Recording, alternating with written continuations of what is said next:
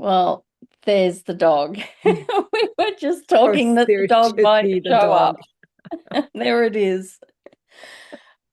Today is my first conversation after summer break, which is not quite after summer break, almost there. And it's with Haesun Moon, and we have been waiting to have this chat specifically, but I might get totally distracted and have a white socks chat instead.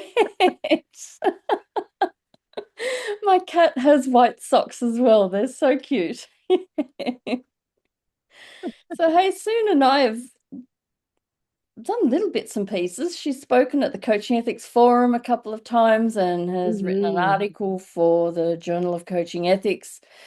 And I invited her to host us when we launched the Ethical Coaches Handbook. So that was lots of fun as well.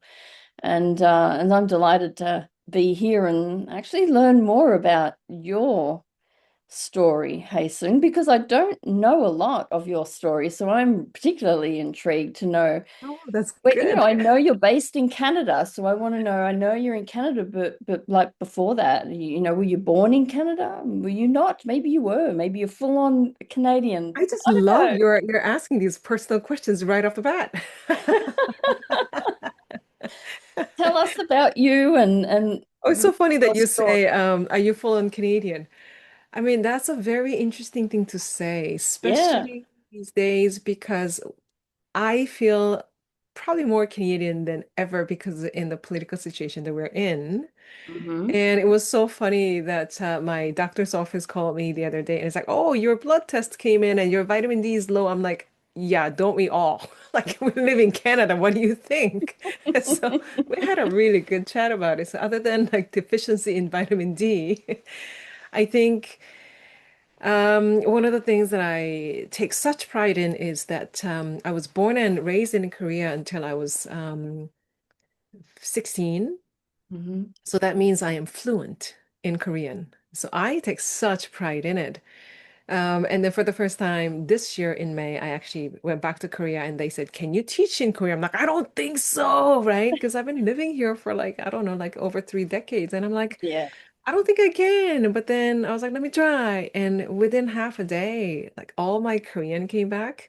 Wow. And that was so joyful to find that because that's the first time I found the magic of words that's in Korean.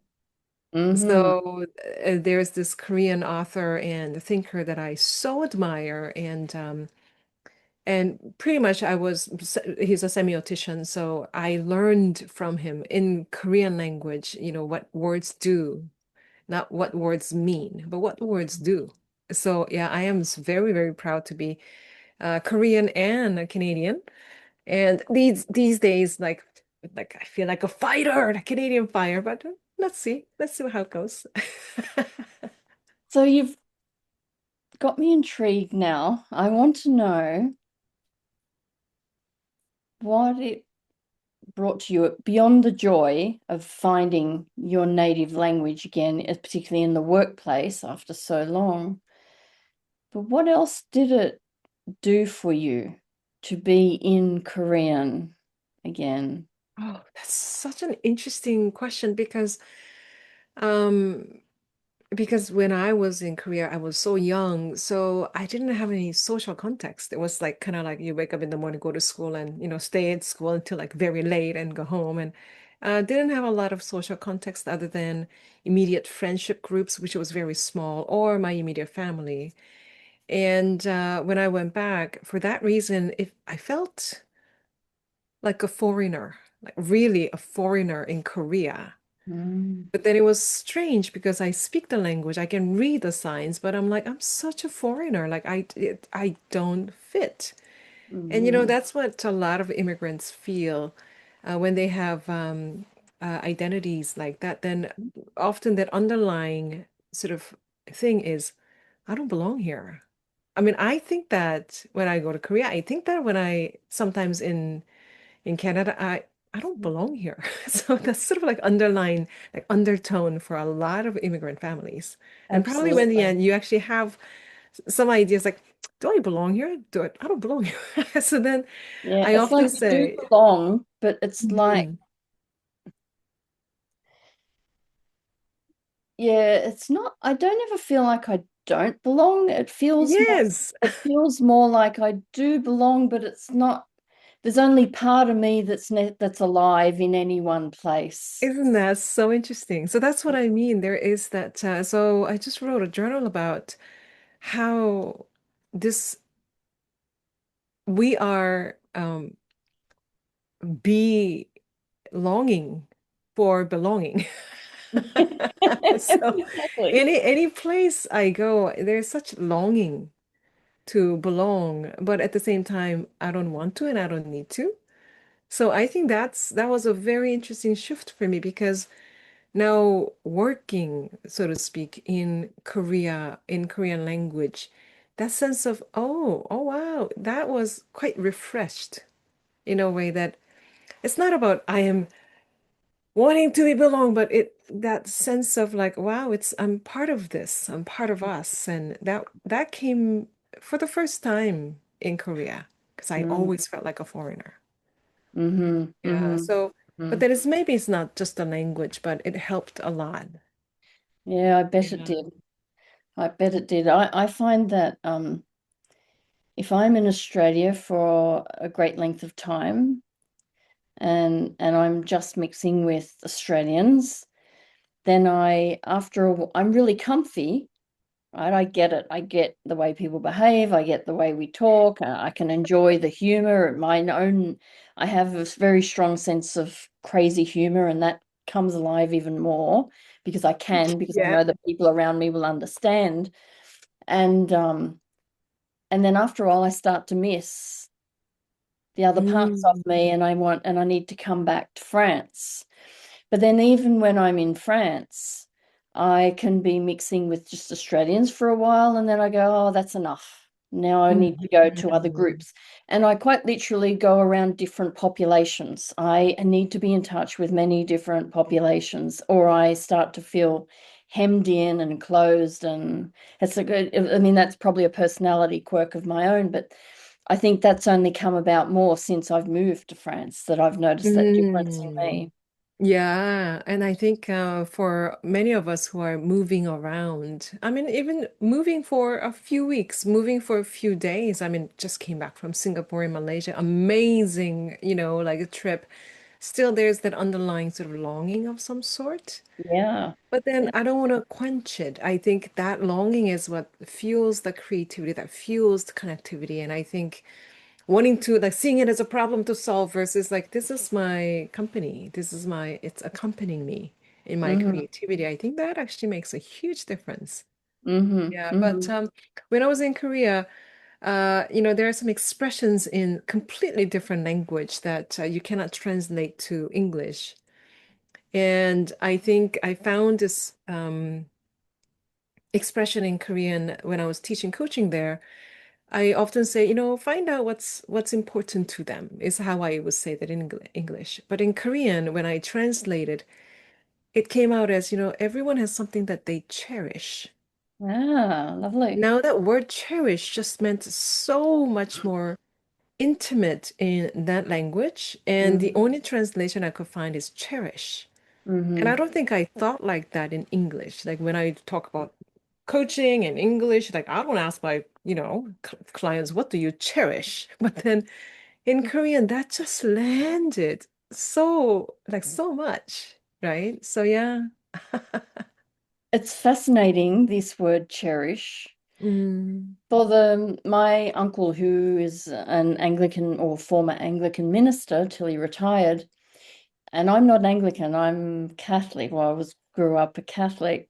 Oh, And so oh. there's language around Catholicism in relation to being married and stuff that you're used to hearing. It's kind of I Mm. couldn't even quote anything right now. I just know that when I know it, I know this is Catholic, it's just natural for me.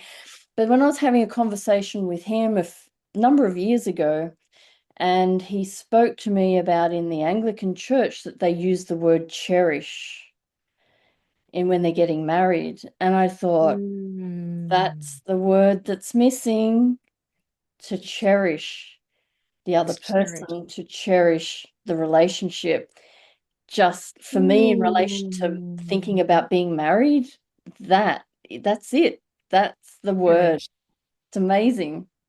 Yeah. Wow. To cherish something. I think, I mean, that is such a deep question to ask somebody. I mean, I don't really do. It's so funny. Some of my friends, they stopped inviting me to their weddings and all these different showers because I don't do small, small talk. I just go right into it. Like, what do you care about in life?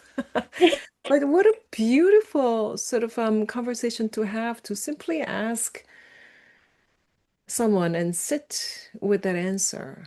What do you Hmm. cherish? Hmm. Right? Wow. Yeah. Yeah. Mm. So there we go. And these conversations, as we have already started, they can go anywhere. And this one has. As they should. That's what, as long as we're turning together, I mean, that's a Yeah. literal meaning of converse. Like we Yeah. turn together and make something together into something. Hmm. Born in Yeah. Korea, now very Yeah. much Canadian, Um, and we're not Interesting. always a Yeah. coach though, Say that again. but we're not always a coach.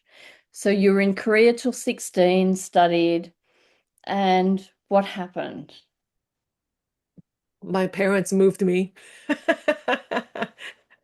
So they decided to just let's go. And then we moved here. And I would say there's this playground because I still live in the same neighborhood. Actually, I'm living in the same neighborhood, like within like a few blocks away from the first house that we lived in. And we have this little playground that I after high school because I didn't speak the language at all. So, and then that age is where you're looking for your identity, like belonging and all those things. And at the same time, you have enough ego to sort of like play cool. Yeah. So there's a period of time in high school, after school, I didn't come home straight because I didn't understand what was happening at school. But then my ego was like, oh, I don't want to admit that I feel like stupid. Then I will just sit at that playground in one of the swings and I would cry. I just don't cry that often because I don't process expressively, but I process much more internally. But I remember that swing. I still pass by sometimes when I Playground. So tell me, we went playground, and this is in Canada, the playground, is that correct? yeah, there's a playground right by actually my house because I live not too far from the first house that we lived in. And it's a playground on my way to school. And being a teenager back then, I just actually, quite frankly, I didn't speak the language, so I didn't know what was happening at school. Like a whole, like entire day, I'm sitting in school, not knowing what's going on, and you actually have guests. Like so exhausting when you don't know the language, and you're like, guessing what they're saying, reading their gestures. And I think all of that experience is like really fueling that all became my resources, actually my coaching practice too, and when I do research, but reading what they might mean and interpretation of all these things. So then having spent all day like that at school, on my way home there's a little playground and a little swing that I would sit on. So I didn't come home straight because I had to sort of like decompress, like debrief, right? So that I don't get depressed. So then I remember like sitting on that swing and being that teenager who really needed to have that sense of identity and sense of like, I'm doing pretty well in something. I didn't have any of that because of the language barrier. So I wanted to kind of like play cool, right? So then I remember sitting on that swing and many times I cried. Many times I would cry and then I would just kind of like freshen up before I get home so that I don't worry my parents. So I think that was like good several months that I actually did that. And, I only told my mom just a few years ago when we were walking to grocery shopping. And I pointed out to my mom, that's the swing that I used to cry in. It's like, what? When? And then I told her that that's the swing that holds my heart. Mm, Yeah, and yeah, I think a lot of people have that kind of story. hmm A lot of people hold that story, and I think it's our choice to either make that story work for you or hmm not work for you. hmm Exactly. Yeah. Exactly. Do you visit that swing still? Oh, not intentionally, but when I see it, I see it. It's like, yeah, that's the Yeah. swing. Yeah. It's much more rusty and all those things now than hmm it was like, how many years ago is this? And I just hope that they don't get rid of that playground. But yeah, hmm that swing on the way home. And I think people have like metaphorical spaces like that, or even like physical spots like that where people can sort of retreat to, right? I'm going to suggest something Yeah. that it was cherishing. Mm. Knock it on the head if I got it wrong, but I just thought that was potentially cherishing. Yeah, cherishing is such a beautiful word, eh? Because Mm, it comes from, I mean, in French you have very similar word that means like dear, right? But the root word for both English and French and also many other languages for words like cherish goes to Latin word carus. And it has double meaning, in fact. It means, yes, holding dear is one, but another meaning of that word is costly. It costs you. hmm So it used to mean like expensive, but then it costs you. So when I think about it, and especially meeting with my clients, and when they are, many times we talk about the cost. This is costing my life. This is costing this. hmm And it's costly because you cherish something. Yeah. So many times we focus on the cost, or how does that make you feel, versus what, I mean, you're willing to do this because this is important for you, because you Mm-hmm. cherish this. That hmm is a completely different conversation. Are we Yeah. talking about something that we cherish or what it's costing? I mean, it's the same word, in fact. hmm But it's the outcome, I guess. So the cherishing with the swing, I kind of envisaged that it was holding you. It was, Literally, too. yeah, Yeah, yeah. holding me up. So I'm going to jump along. Like, where did you land from a career perspective? What led you to coaching? How did you end up in the space of doing your Hmm. PhD, which is now becoming quite famous? All accidentally. And I guess I didn't. So in that high school, there's a guidance counselor. Mm, And because I had to decide what I need to study, because I wanted to go to university, and she strongly suggested, oh, you should just learn skills, like go to community college. I mean, which is amazing, but I just wanted to like study like philosophy, right? So then she's like, so what do you want to be like when you grow up? And I'm like, I'm already grown, but okay. And I said, I think I want to like teach. mm, And she looked at me and she said, no, you're not going to able to like, I don't, because you don't speak the language. mm. And then she said, why don't you like consider like a science where you can just work in a lab and you don't have to talk and you can just, Wow. work in the lab. And I thought that's reasonable actually, given that I don't speak the language. And I said, what do you suggest? And she said, what about like natural science, like life science? And I'm like, sign me up. So I did that. I went in for life science and I finished the degree. but something was missing. It's almost like a very clunky way of clunky perspective. I didn't understand why it felt like that at the time, but then I actually went back and I did psychology again. So I went for another degree in psychology, humanities, and all those things. And then in that course, one of the last courses that I remember taking was called sports psychology. And I'm like, okay, I don't know what it is, but let me take it. And in that class is the very first time that I heard the word coaching, other than my Mm, tennis coach when I was in middle school and swim coach, all those things. But then actual coaching in classroom, like coaching as a discipline being taught mm, in a classroom, that was my first time. That's back in 2001. And I thought this is way too simple to work with people. Like, come on, there's a whole complexity and all those things. And it was based on the grow model. I remember thinking this is so simple. I mean, it's useful, but can it really be a container that can actually contain all of it? So I left it and I went to work as a manager in developmental disability sector where we support people with different labels.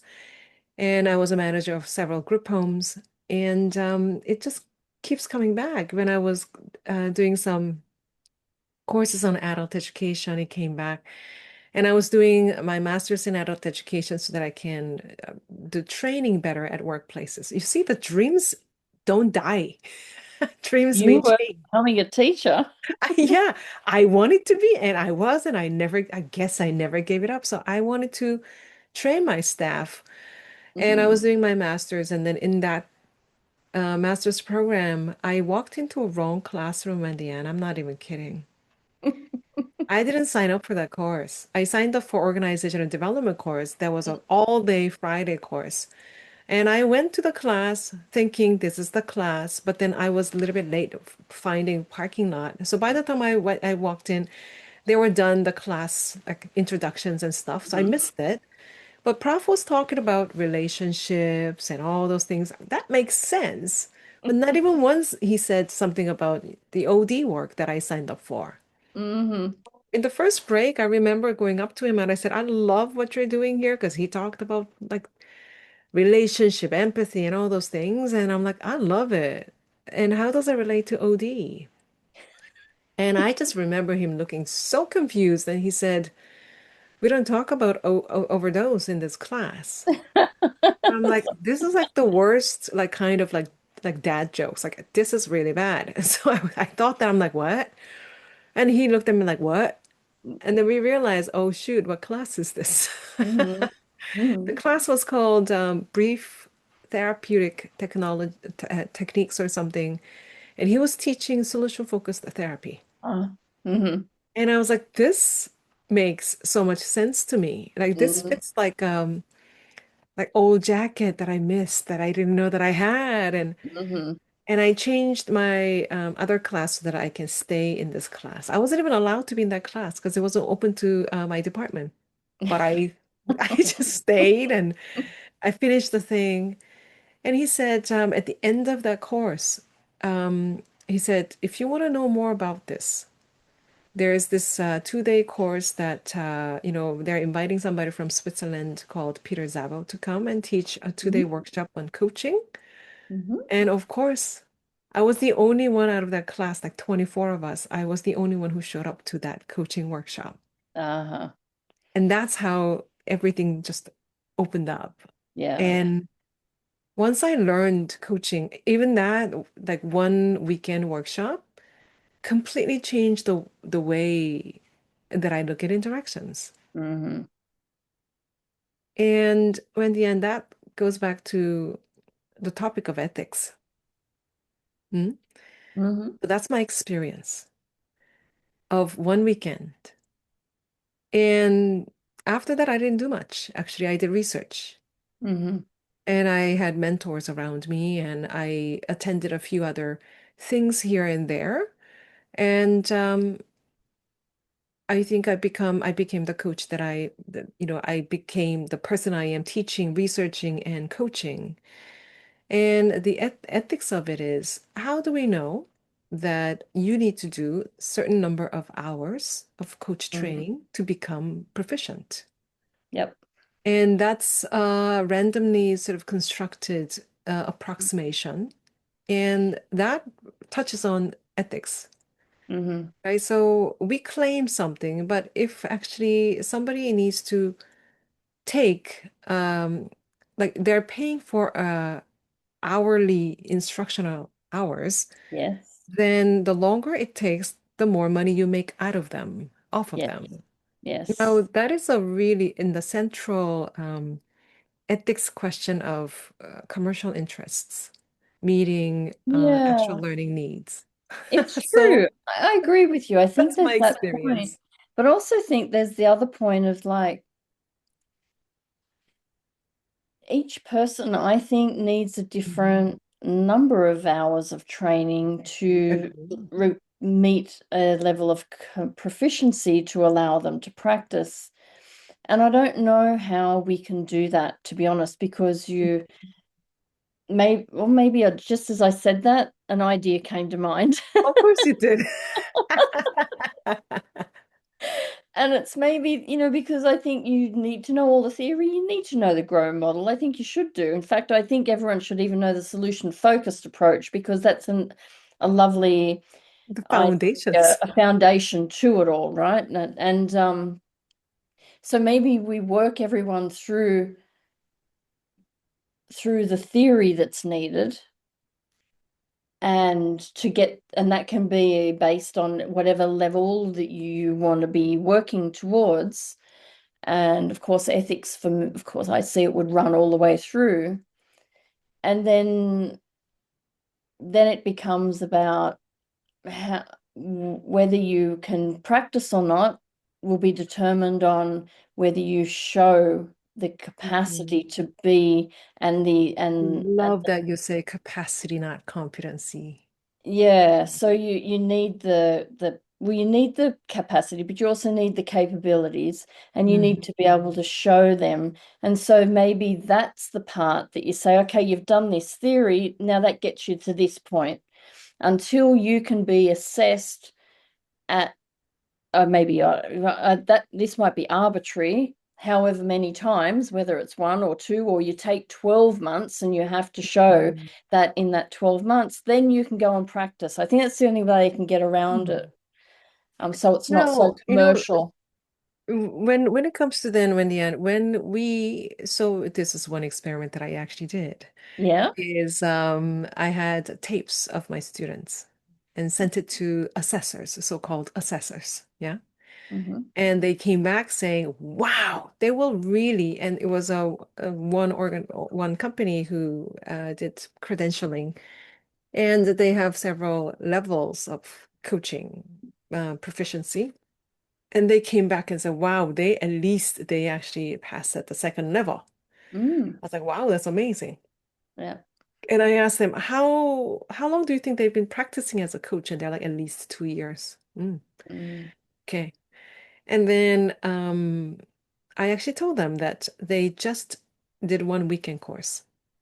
They do not have any prior Mm. coaching experience nor coaching education. Yeah. One weekend of experiential learning, and Hmm. I videotaped it and sent it to you, or audio tape.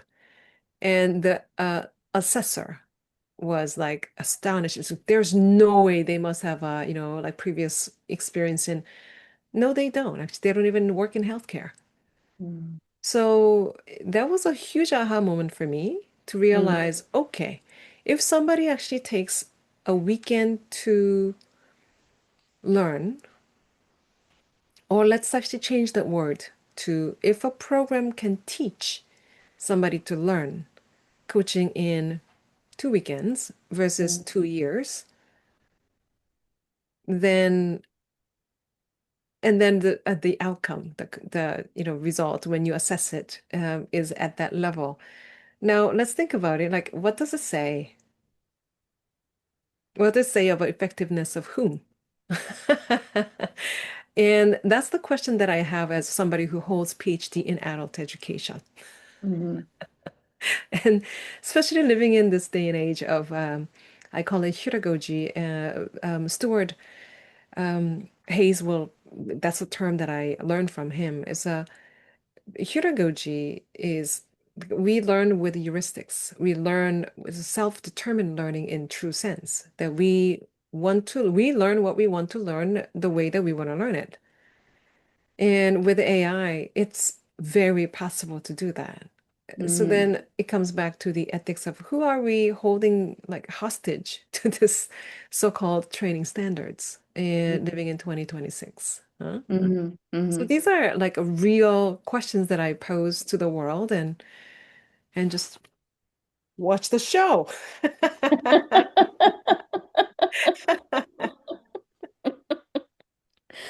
Popcorns. Uh, So there'd be some people who,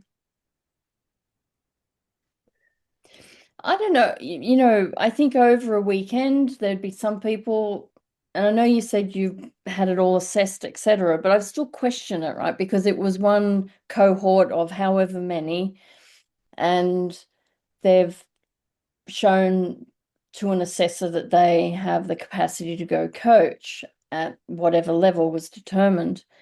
And I say, in 2 days, did they really have all the theoretical knowledge? uh-huh. Okay. They have the capacity to be there to show Mm. you whatever they need to show. Say, I'm Mm. here, capable of being with this person and doing this job. Right. But I don't think that necessarily gives them all a knowledge of understanding what the hell they're doing, when, and why. I love it. I think that's such a great question. Now, do we know how to be with people? I think we kind of learned it since we were very little. Like, I mean, my On a sister, bad day, not very well. right? And my sister just got a puppy, and then, Uh-huh. and it's a little tiny puppy with such a huge personality. And the one that, this one, like, is like toy poodle. That's super smart, and she's tiny, right? So she's like what, 3.3 kilos, so tiny. And then that one is like getting to this size. But Hmm. then when I actually, see them like interacting together, they're teaching each other how to interact. Hmm. Like the other day, my other dog, I have two dogs, and then this dog is a little bit bigger, and she had her mouth like open, and then the puppy's mouth fit in the I was like, oh my God, you're gonna eat it. But then my big dog had like her like entire mouth over her face and just going like "Arr," without biting. I'm like, so I quickly like ask AI, what is happening here? Is my dog going crazy? And that's the way that they're teaching Yeah. how to interact. And I was like, oh my gosh, how clever. Mm-hmm. So I think about this idea of communing or communicating or um, interacting. I think with neurodiversity in mind, the normal population, we have a way of interacting that we've been learning since we were little. Hmm. Now, I think it's Kurt Lewin who might said, I don't know, I need to verify who actually said it, but in adult education, there is a saying that there's nothing practical than a good theory, Hmm. but also there's nothing more theoretical than a good practice. Yes. Hmm. So for me, I go with there's nothing more theoretical than a practice. So instead of actually studying with theory, that's why we start with go and have a conversation and be useful. And that's Oh, the first instruction that I give coaching yeah, students day one within yeah, first 10 minutes. yeah. Go and have a conversation and be useful and videotape it. And Do it then at the same time. Yeah. yeah, and then at the end, they just have a coaching con whatever they think is coaching, because that becomes Mhm. their baseline. Yeah. And Yeah. then at the end of the day or the second day, I say, okay, now you know what you learned. Now Mm-hmm. go and use them and let's see the difference. Mm-hmm. Mm-hmm. And when you learn like that, the learning accelerates because you learn from yourself. Yeah. And you have your own self as a, measurement, like we call it ipsative assessment. So you use yourself as a baseline benchmark, and then you then do something at the end of the day, and you see the difference. You're like, oh my gosh. Mm-hmm. And that motivates people to learn more, right? So our job really as coach educator is create the right conditions for people to want to learn and they can actually learn and get rid of the things that get in the way of their learning, right? So Mm-hmm. Wendy and I actually do martial arts, and one of the things that my master teacher, coach, mentor, I would call them, say is the reason why we practice martial arts, the forms, Mm-hmm. is not to learn how to do it so much, but it's about to get rid of what's unnecessary for that form to show. Mm-hmm. And I connected to our coaching practice. The reason why we do practice is so that we can really rid of those unnecessary stuff that we do. Mm-hmm. Thinking, oh, it's empathetic. Oh, we gotta, oh, this. And how do we do that so that we really deliver what's necessary and useful? Mm-hmm. Not only, oh, this might be useful, let's do it. Sure, it might be, but who's like, it's costing somebody, and it's not you, it's the client. Mm-hmm. Ethics. Yeah. Thinking about assessors and um, having people practice from the moment from get-go Mm. alongside whatever theoretical learning they are undertaking has me think about something else I've been thinking and talking about recently. Yeah, And that is that I question, I have a point of view, I guess. And it is I guess. that yeah, because I have a point of view, but I don't have to be so fixed. I can, Uh-huh. give me a good enough argument and stuff, and I can change my mind. So I'm not Love that. hard So, coded. um, Um, I've been thinking about people who teach mm, coaching and people who assess coaching. And my view is at this moment that there are lots of people who talk about coaching, think about coaching, write about coaching, even research coaching, and perhaps even teach it. And perhaps they're not the best assessors of coaching practice. or coaching practitioners. Yes. And vice versa. There might be a whole bunch of assessors that really Uh-huh. shouldn't be teaching. Mm. Wow. Well, you said it. So let's I just did say it. watch it. Popcorn. That's interesting. Well, Wendy-Ann, here's the thing. When I do research, I come across really interesting concepts and things like that. And one of them is called the Rashomon effect. The Rashomon effect is based on old black and white movie called Rashomon, I think. It's a Japanese movie. And in therapeutic world, we talk about that because in that movie, we have three people who witness a murder in this like mountainside, and they have different uh, occupations, so to speak. And the central question is so they all saw that they say, I saw this murder, and then they give three different accounts. Now, the question is, who do you believe? Okay. So that's the premise of the movie, and I'm not gonna, spoil it for you in case you want to watch it. And irrational effect in the therapy world is when we have conversation with somebody, me and I too, but me and you having this conversation is that there's another person sitting in the same room at the same time, listening to our conversation, let's say, like my dog. Okay. Just think So of the they're one. listening and like they're really following us, like they're going back Mm. and forth. Now then we Janet Bavalas and their team has done this study with tangram. Tangram study is those like figures that you don't know what it means, but vague figures that on a page, like you have like 12 of them, like squares and things like that. Tangram study is you and I will look at the tangram study and observer has one too, like a sheet, same sheet. And you and I are saying, so, the one that looks like the square with the circle on the top, and you're like, oh, with a triangle to the left. No, no, no. The one that actually looks like it's like a turtle. Oh, okay, okay. The one with, so we make sense like that with nonsensical figures. We do that and assessor is right there. And then a few weeks later, we did it again. And when you and I meet, assessor, same assessor sitting there, and I say, So the one, the turtle? Yep. The dancer? Yep. You and I create this shorthand. It's like you and I make just this meaning, shared meaning, accumulated, we have it. Mhm. Assessor, they're like so lost. What do you mean? What? What? Because they were not part of the meaning making circuit, although they were in the same room at the same time. Mhm. So, this idea of assessing something. Mhm. So, the most accurate way of asking effectiveness would actually be the client, because Mhm. the effect is not something that happens in session. Effect is something that happens after the session. So, we ask the client about the effect of the conversation. Mhm. But then, if you want to ask about usefulness or the performance, so to speak, then ask the client, ask the coach, because they were part of the meaning making circuit. Yep. Assessor was not. Doesn't Mhm. matter. And to make it even worse, assessors are just listening to audios, reading the transcript.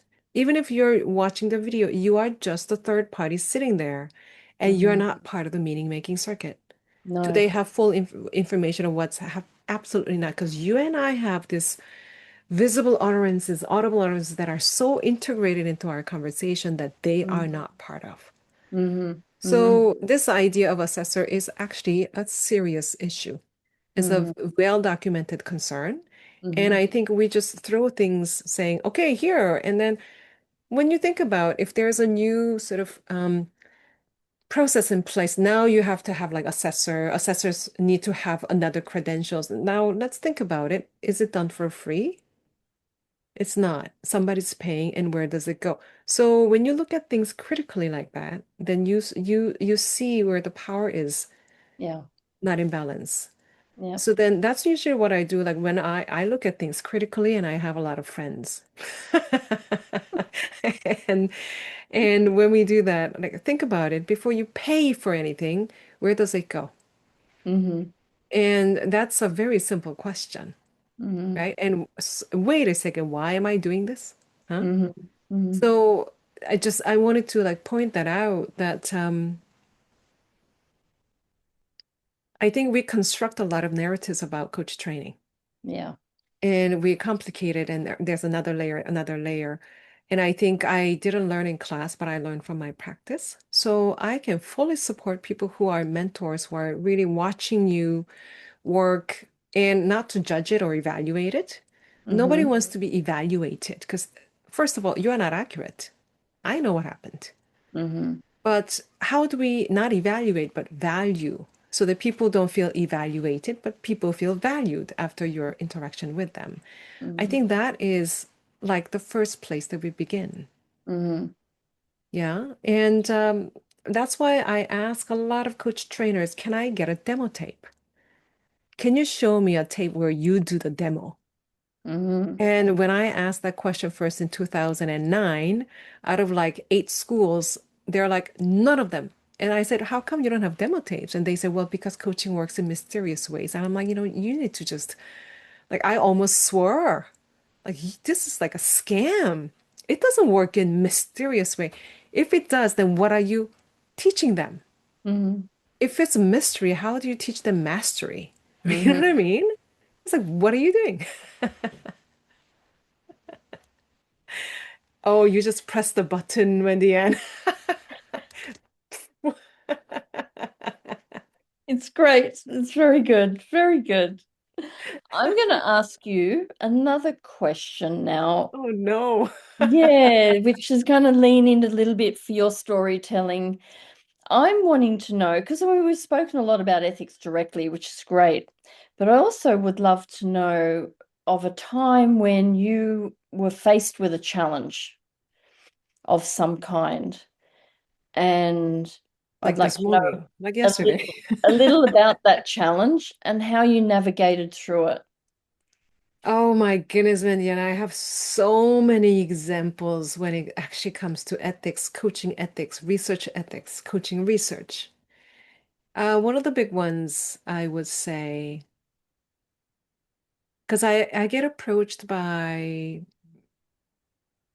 a lot of companies probably, because I think aligning with a researcher benefits. Yeah. Hmm. So I am so picky. I don't actually align with companies or associations that are making money off of people, I think, and all those things. So I overthink. Hmm. And there's one time that this organization said, we will fund research. Mm. And I was like, and I mean, if you ask any researcher, funding, yes, right? And then I said, okay, well, thank you. And they actually offered 500,000, which is a Wow, pretty significant money. that's And helpful. I said, okay, so thank you. But when there is that funding relationship, unless it's like well vetted healthcare or government funding. So that's why when you read research, please read the fine print, funded by what? Because you Hmm. don't want to like, you don't want research like when you're purchasing snacks, you don't want research funded by, like snack makers, So when I was approached by it, they wanted me to do like coaching research and coaching process research, what works, because that's what I'm known for, like coaching process research. I was like, that's great. And I was about to get started. And then what they said was, we have so many coaching tapes. Ah. And I said, okay, interesting. Where did you Hmm. get them? Yeah. And they said, well, clients who actually use our platform. Ah. Hmm, okay. Hmm. So do they know Hmm. they're being recorded? Yeah, it's audio recording. And do they know that they're recording? Oh yeah, they signed the form. No, no. My question is, do they know that they're being recorded, first of all? Do they know that this is being used for research? And they say, oh yeah, yeah, they signed the form. You know those passive forms that people Yeah. sign? Yeah. Like nobody reads the terms and conditions. It's No. there. And it wouldn't have specific terms and conditions for a specific piece of research anyway. And then I said, wait a second. And like, so you collected the data. And they Hmm. signed for it, okay. And then now you're using it and then now you're asking the third party to Hmm. access the data. Hmm. And not only that, what they wanted was they wanted to publish the outcome of how coaching, like that coaching worked, so that they can Yeah. now use it. So clear commercial interests. Yep. So, I mean, it's like like research ethics at every level. It's like violated. And I said, well, no, if you wanted to use it for research, you now need to go back and ask for explicit consent Mm. if we can use it. Mm. And did coaches know that you're using it like this? Oh, yeah, coaches know for training, quality, whatever purposes we do it. And I was so astonished that such a huge company, really well known in the field, that's their standard practice. Mm. Again, Canadian standards might be way more strict than some other standards. I get it. Mm. But I was completely taken back by, wow. And now the real dilemma is Mm. $500,000. And we can fix it. And you can justify all you want by, well, they signed it. Well, we can actually base this research out of like another country that's okay. All of that is a real narrative, real script that's running through your head so quickly. Mm. And to this day, I take with such pride to say that I said no to Mm. that. And yes, it bothered me. Oh, 500,000 that I can fund this research or this project, Mhm. and then it was more important for me to say no to that than Mhm. okay, well, we'll bend a few things and we'll adjust a few things because it's not worth it. Mhm. So I think that's one real story that I can tell you in the end that was a like at the time I talk about it as if it's like it was nothing, but it was a real dilemma because it Mm. was connected to so many of desires of a researcher. Like you got Yeah. really well-funded research opportunity that can like do so many things and it's such interesting research topics and you have full freedom of like playing with the data. Data is kind of like such a lure for And researchers. yet these types of companies cannot find money to fund an ethics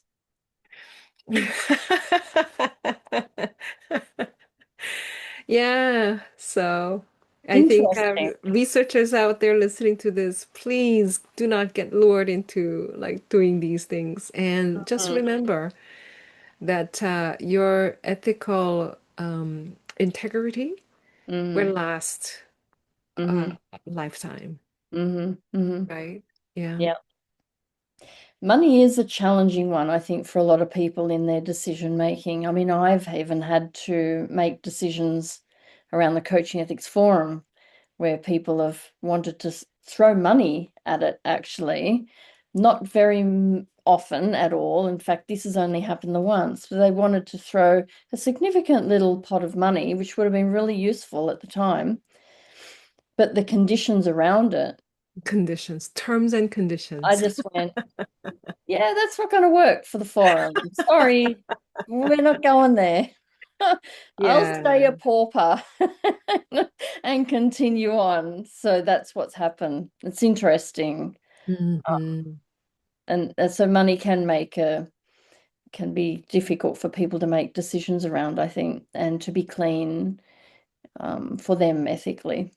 Yeah, and that's one of the things that my mentor Janet Babalas used to say that so many people are so drawn into like doing quick and dirty studies, especially in social sciences. Yeah.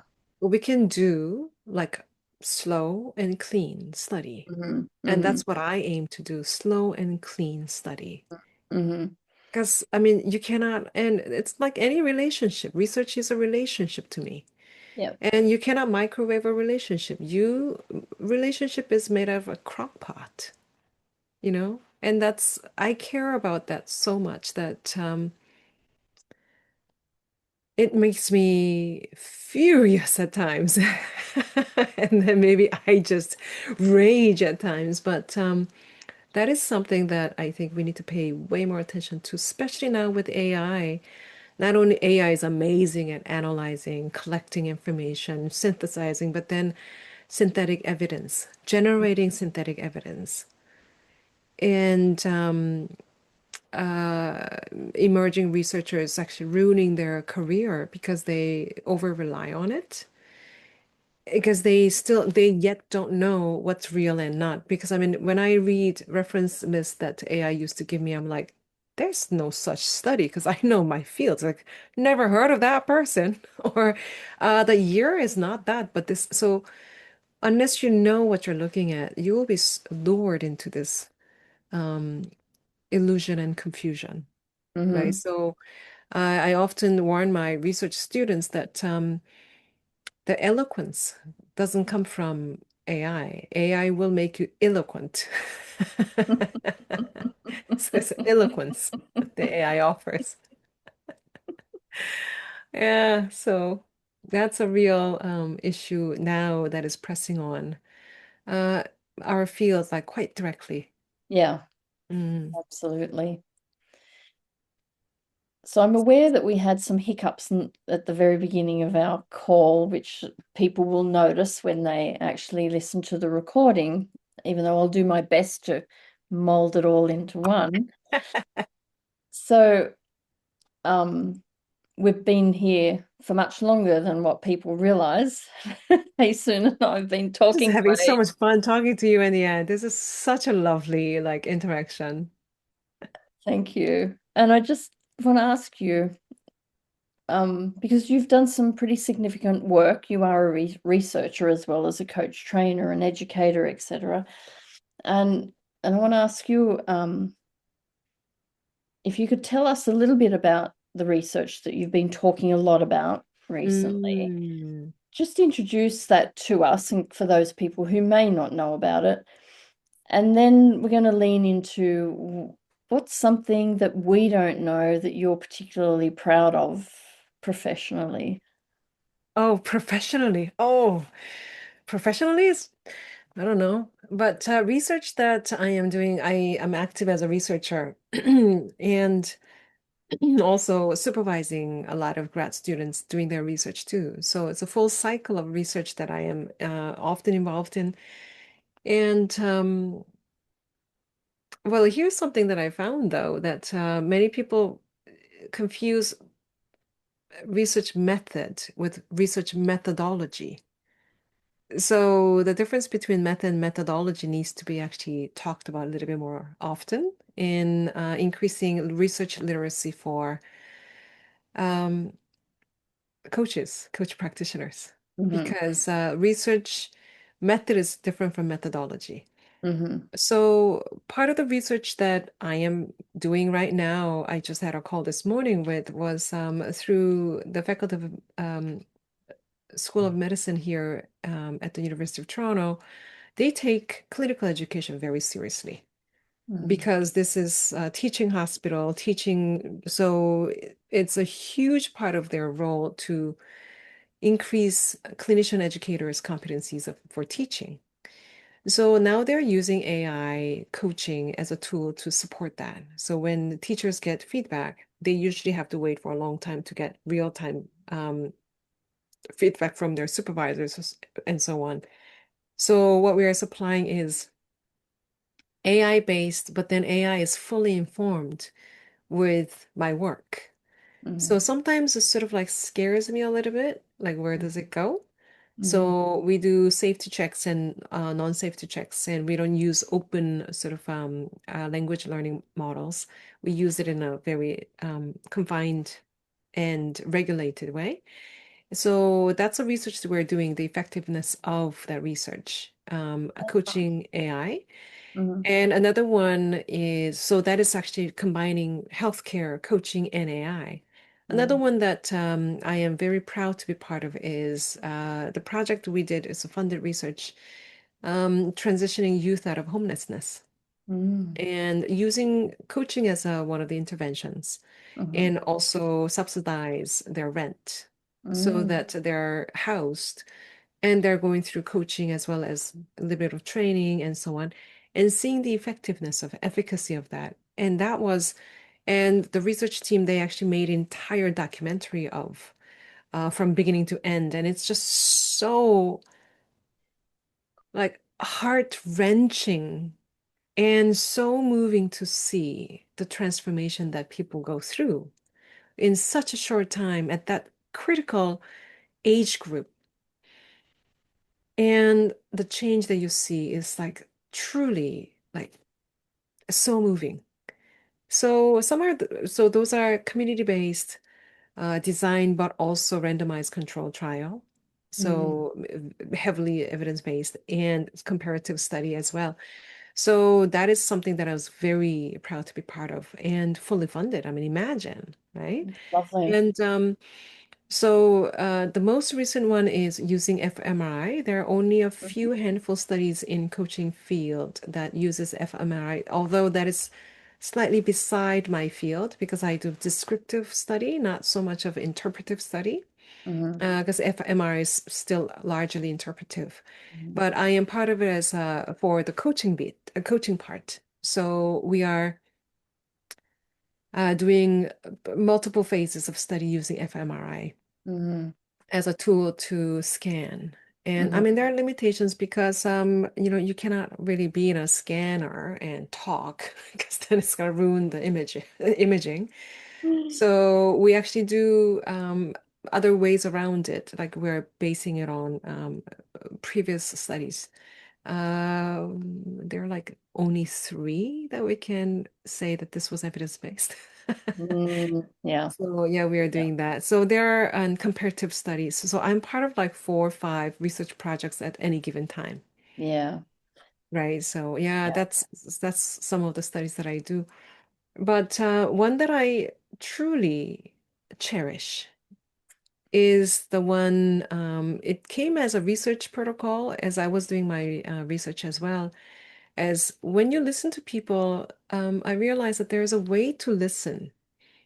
So I developed this research protocol or heuristic called dialogic orientation quadrant. So this quadrant work is something that I am so proud of. I think that is probably the legacy that I want to really leave for people to enjoy, like use it so that your like family conversation will be better like tomorrow. So it took a long time to simplify enough to make it like I call it napkinable idea. When you're sitting at a, coffee shop, you can tell somebody within 5 minutes using a napkin. That Hmm. simple. So dialogical orientation quadrant is actually being used in so many countries now, in so many settings. Um, and that's something that I am very proud of in many different languages. And I find it fascinating when they translate it, because we Hmm. get because there are some things that you actually find in translation. I'm like, wow, that's amazing. That's how you say it. And so there's so much that we actually gain from collaborating with that. But personally, something that I'm very proud of, Hmm. Wendy-Ann, Hmm. is I'm recovering my identity as a poet. Ah. I am very shy to say it. It's probably my first time saying it publicly, like recorded, but I'm recovering that because the joy of words, I think, especially living in the day and age of AI where it pukes words out of their ears. Like, I want shorter, I want denser, I want much more meaningful. And I think poetry is something that I find over and over again, I actually go back to. Poetry doesn't puke. Yeah, I love poetry as well, but I'm yet to find I'm not disciplined, right? It's Mm, like I go into certain emotional states or certain experiences, and then I'm there and I mm, can create poetry from that. But I can't go at poetry like spend 20 minutes a day and see what comes out kind of thing. I'm not that way inclined. That doesn't work for me. mm. Um, and I can play with words once I get the basis of it there, and then I go, that doesn't quite work, but it's saying what I want to say, but it's not quite working, so I can then play with the words. It's interesting process Wow. poetry, I think.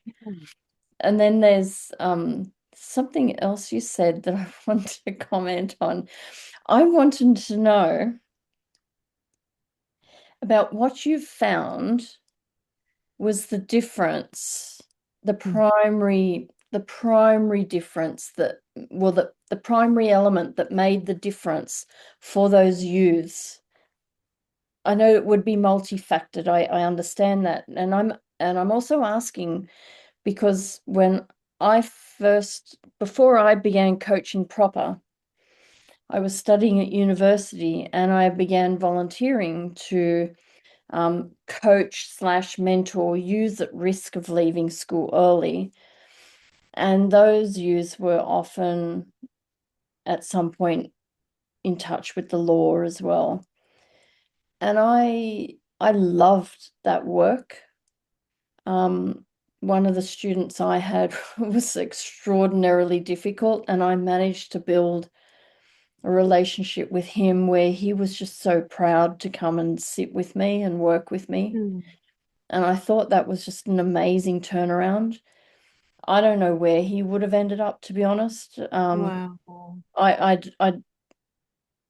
don't, I didn't have great hope because I saw the system around him was not really supportive of where he was Mm. thinking. It was really difficult. So I love that work, and it just made me wonder about what did you find as one of the biggest parts that help make such a big difference for these youths that you're working with? Wow. Well, theoretically, it's easy to say. Uh, Hmm. Practically, it's so messy. Mm. Because I wish there was one answer so that I can apply to my youth in my family, right? So I do the work and I come home and I'm like, oh my gosh, there you go. I mean, so many of us who are practicing either therapy or coach or whatever, and then you spend all your tokens, and then you come home, it's like, oh, out of tokens. Give me space, yeah. And so Theoretically, there's no one answer, as you know. Mm. Practically, I'm still learning how to do that in my own setting because I'm trying to close the gap between good research and good practice. Yeah. So we learn so much from research, but then now let's practify it. And then Mm. it sort of like crumbles down. So Hmm. then how do we translate that? So that's why I actually go with the practice first and inductively like set up a maybe possible working theory and we can Mm. test it. So for me, as kids, I call them kids, but as they grow, like even like 2 weeks makes a huge difference. Right. So then different, same person, like same family and different stages. And we're not chunking it to like stage one, two, three. We're not talking about developmental stages. We're talking about like 2 weeks maybe. And what happens is it's not in general how a conversation works. When we call something culture in workplaces or family culture, what we are not talking about is it's not a snapshot. It's not like, oh, here's a culture. You cannot take a photo of a culture. That's the thing. Culture is simply an accumulation of micro conversations that happen. When I say micro conversations, it includes visible utterances, like those like signaling is like, oh, time to go, whatever, and audible utterances. Everyone has different signals and then having to read and so much more for people who don't speak the way that other people may understand. They have a way of signaling and interpreting signals. Mm. So when we look at family systems or organizational culture, it's accumulations of those micro conversations. So for me, what I worked on is there's a time my nephew because he saw my house as somewhere he came to study and like hard work and all those things, and he just got so tired of it, and he was complaining to my brother saying, I don't want to come to this house. Mm. And he was young, but then it really hurt me. Like, Mm. wow, he's associating this house or my Mm. house and me with making him work. Mm. And that's when I decided, okay, so I'm going to change that. Mm. And I said, every text I send him, every time he sees me, I want him to now associate differently. So it's been a very intentional shift. So every text it's never about like, you're in trouble. I don't ever text. My text is always congratulations. Hey, wow. And so every time he's getting a text from me, his heart doesn't sink. His Mhm. heart will be like, oh, so there's such association with my text. Whenever Mm. he sees my face, the first thing that I do, without fail, without even once, hey, buddy, you hungry? Mhm. So he sees me so glad to see him. Mhm. That is intentional choice. Mhm. I need him to associate my face with, I'm so glad to see you, so that he feels safe. Mhm. And when the end, that took about actually 2 years. Wow. Because that's a very sensitive years that he had. So Yeah. on and off, and I had to make sure that I did not drop that end of my end. And Yeah. now when I text him, when he sees me, like completely changed our interactions. Mm. And I mean, I started to see some change within like first month. But then for him to now fully, like I think Mhm. I know that because one of Mhm. the signs that I see, he's 17. He Mhm. comes to my house every single day. Mm. Doesn't that tell you something? Yeah. I'm like, I don't tell him to come at all, but by Mm. his own means he comes. Mhm. And he will Mhm. just come, and I just love that. You see the change. Like, I don't want to come to this house to like, I want to be here. Yeah. He will just Yeah. come and hang Yeah. out. Right. So I can tell you that accumulation of interaction Yeah. is what we need to pay attention to, and that will work every single time. It's Mhm. not a one-time event. You do Mhm. something nice one day on their birthday versus accumulation of meaning making Mhm. makes the difference. Mhm. It's true. I see it even in my 3-year-old granddaughter. because I've Mm. been back to Australia a lot to build that relationship, and I need to get back for the little nephew, my grandson as well. And I see the outcome now when we get on, Mm. went on FaceTime, and she's there. She comes forward. She's looking at me. I'll say to her, Oh, just a quick story. I'll say, we're going to do five little pigs with Flynn's toes. Does he have five toes we could do five little pigs with? And so I'll start saying it, and she'll grab each one of his toes all the way through. oh my gosh, that's so sweet. Yeah, and then you see, and you're really, it's amazing that in that little interaction, you're just teaching them something so valuable because they are now interacting pleasantly Yeah, and there's safety and yeah, I love that. yeah, yeah. That was really sweet to see that and to see her engage, and she Mm. knew, she remembered and she knew what to do, and I didn't Mm. have to tell her what to do other than get it started, and away we went. It was really lovely to see Mhm. these things. Yeah. Yeah, Hmm. and when we talk about our youth as clients, when they are referred to see us, many times it's not out of their will, Exactly. right? And they see you as yet another adult who will actually tell them what they're doing wrong. And then, like, first meeting, I don't expect them to fully trust me. Or I don't ex even expect them to tell me much. Mm-hmm. But the association of it is almost like a reflex. So that's what I worked on. I wanted to change his reflex. Hmm. Right. It's not even like trained thought, but I want it to be like, oh, great, when I text him. Hmm.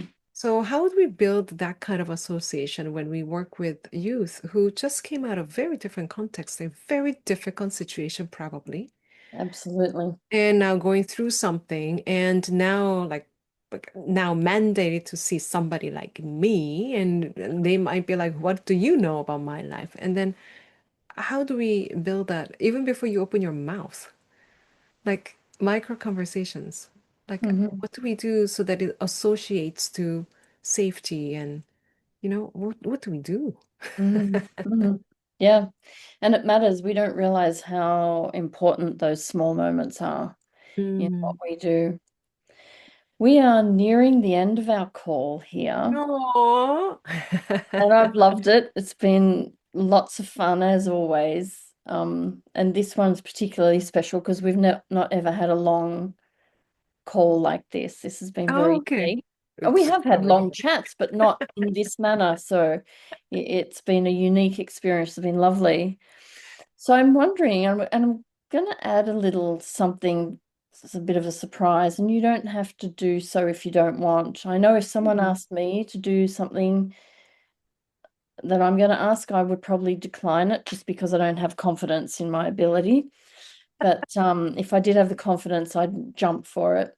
So I'm wondering, what is it that you would like to leave us with? What message would you like to leave us with? And if you could share that in Korean as well as English. Mm. Mm.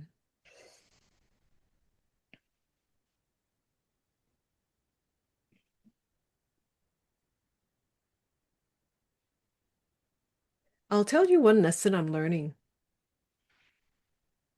And it comes from somebody actually asking me a question like this at the end of a conference. Rapid fire, they said. And they said, what is what is like phrase or a sentence that made the biggest impact on your life or something like that? Oh, yeah. It was a rapid fire. I didn't have time to think. And I answered it, and I'm still thinking about it and writing about it and reflecting on it. And my answer was no. And they're like, what? I said, that's a full sentence. So I will leave you with that because there's so many yeses. Mhm. And I think we need to learn to say no as a full sentence. Mhm. And in Korean, no is 아니요. Mhm. And in Korean, there are many ways of saying no, actually, that now you ask. Mhm. 아니요 is just like no, it's not, maybe. And deo means no, I can't, like you can't. So Mm-hmm. there's a bit of permission piece. And 싫어요 is like I don't want to. Mm-hmm. So there are many different no's in Korean, but I think in English it's very simple no. And many times I wanted to justify it. When I Mm-hmm. wanted to say no to that research funding, I wanted to justify it. Mm-hmm. But yes, I gave context, but no is a full sentence. And I think we need to learn to say no and nod and sit with it with a smile. Wow. I'm a bit challenged by that. I like the no. I like the not having to defend your no. But I'm also then thinking about the other person and I'm going, I also want to show appreciation for you and for what you're Hmm. doing.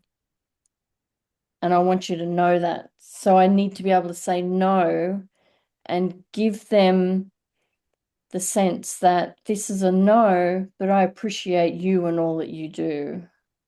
Yes, that's excellent context. I do give context, but Hmm. I don't justify my no. No. Yeah, Yeah. so no, and I really appreciate you asking. Thank Hmm. you. That's Hmm. really a no. I don't justify, I don't defend my no. And they'll be like, why? I'm like, and it's funny because my team knows that about me because we Hmm. talk about it. So now when they ask me, like, do you want to take this on? And I'm saying no. And they just give me like smiley emoji because they get it. That's the now shared accumulated understanding of what's Hmm. important to me. And I do that for my team too. I know what's important to them. Hmm. So that's how inside jokes work. So I'm not Hmm. going to go and say no and then just not give any context. But it's more for you. Like you don't have to justify. If it feels no, then it's a no. So many of the people who are listening to this right now may be in that crossroad of maybe no. If Hmm. that's a maybe no, then it's probably close to no. Maybe yes. There's a bit of like a cost Hmm. that you are afraid of, Hmm. right? Because now the cost might be that you might lose something that you cherish. Is that the cost Hmm. that you're willing to pay? Hmm. Or will you pay the cost of no to protect what you cherish? Gotta love that word. The cost of no. Well, I want to finish with saying thank you for saying yes and joining me Absolutely. on That's this why my conversation. yes means a lot, Wendy-Ann. It means a lot to me when I say yes to something. Thank you so much. I've loved this conversation. It's You're such a phenomenal interviewer. Did you know? no, Wow. I thoroughly enjoyed this conversation. Wow. fabulous. Yeah. Thank you Thank so you, much. eh?